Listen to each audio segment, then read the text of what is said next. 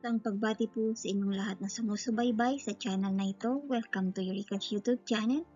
Ito pong channel na ito ay magbibigay naman sa inyo isang panibagong update, advisory about BIR. Ito lang po ay about sa extension ng acceptance of BIR payments income tax due on April 15, 2024.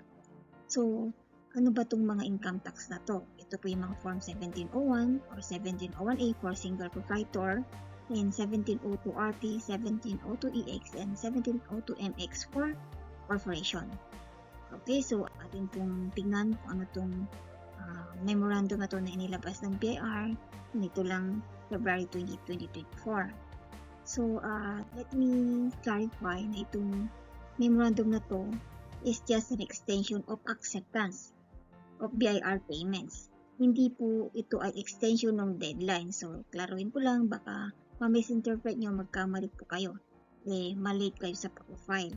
Okay, so as of today, ang deadline pa rin ng mga income tax ay April 15. Wala pa pong announcement kung may changes sa deadline or may extension, yung date. Pero yung acceptance ay meron pong extension. Nilabas po itong memorandum na to ng Bank Bulletin 2024-1. So, itong bulletin na to is about the memorandum between BIR and mga accredited or authorized agent bank within the jurisdiction ng inyong BIR district office.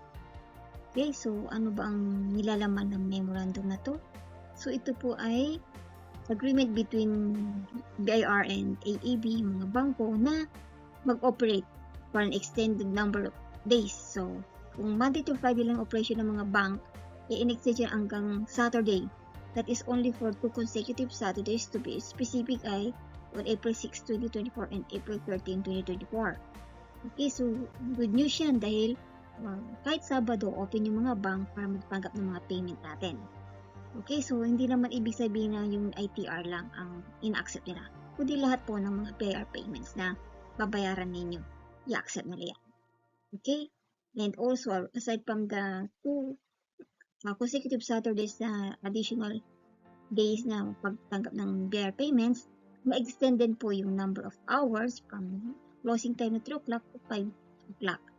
So ito ay mag-i-start sa April 1 hanggang April 15. So malaking bagay po ito para hindi tayo magawa sa oras at para hindi tayo magmamadali.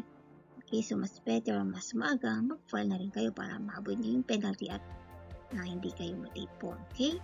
So, kung doon naman sa mga munisipyo na may mga revenue collection officer, wala pang memorandum doon kung magtatanggap din sila ng payment. Kung bukas din yung munisipyo at magtatanggap ng payment yung mga bayan na may assigned revenue collection officer. So, let us wait for that. Kasi normally, nagbibigay din ng ganong memorandum ng BIR every year na tumatanggap sila. Even sa district office.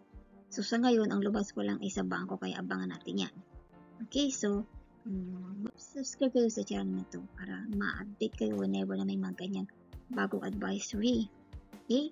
And then, kung may mga gusto rin po kayong itakal dito sa channel na to, you can just comment down below.